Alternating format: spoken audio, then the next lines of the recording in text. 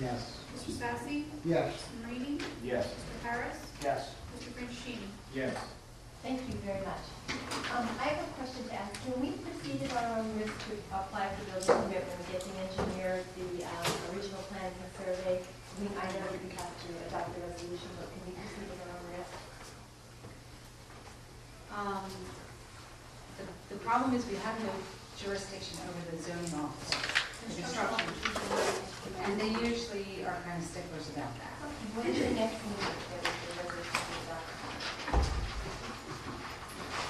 Oh, that would be the November 12th meeting? Oh, so you are meeting in November, the lead date, okay, and everything? Great, thank you very much.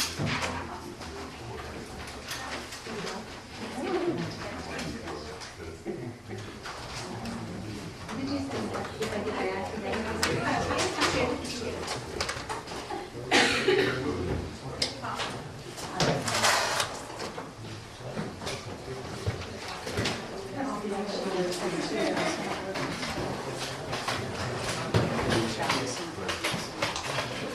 Proposed shopping center regulations.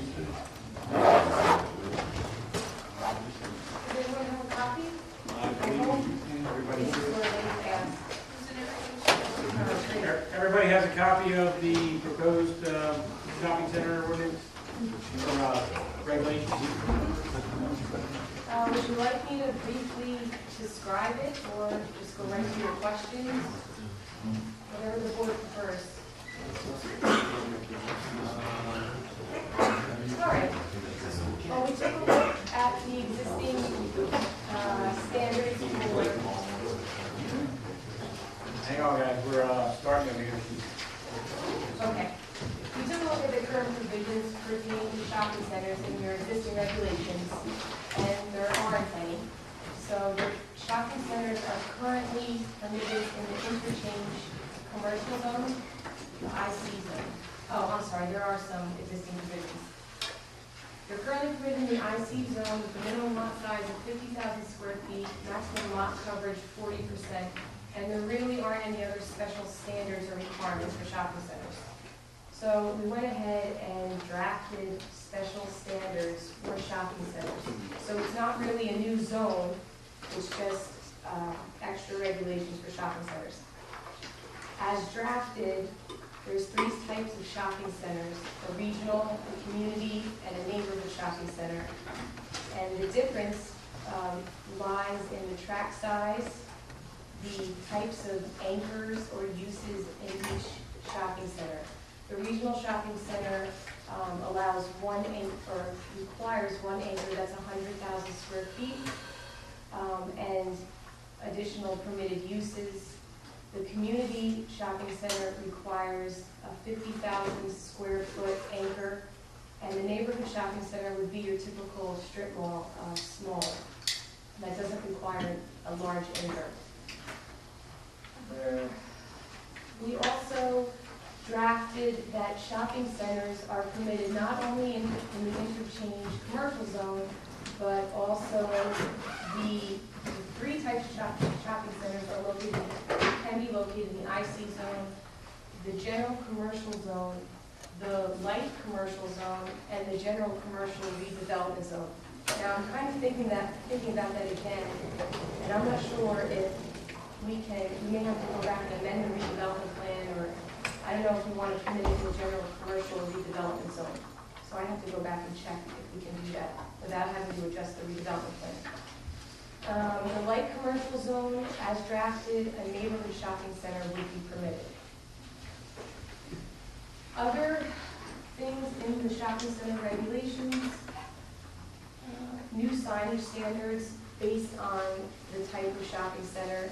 The larger the shopping center, the larger the sign permitted.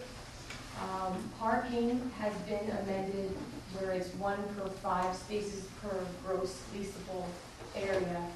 There are opportunities for an applicant to kind of sell a shared parking idea to the board if it would work, and they present testimony to prove that it works.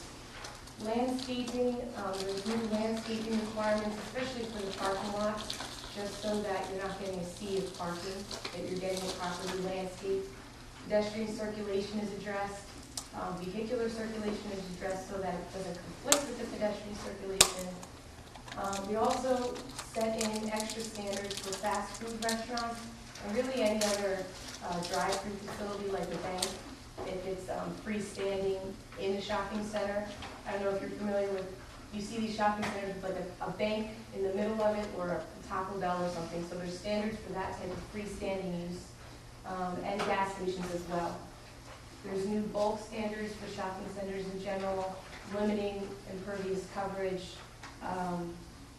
lot width, and setbacks from residential zones, street lines.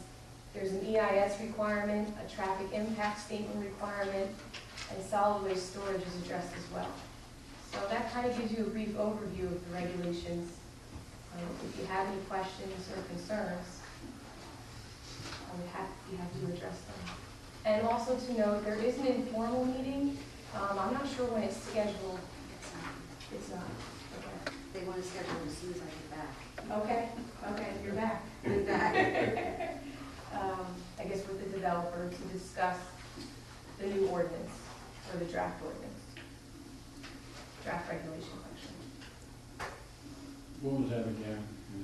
There's a meeting scheduled?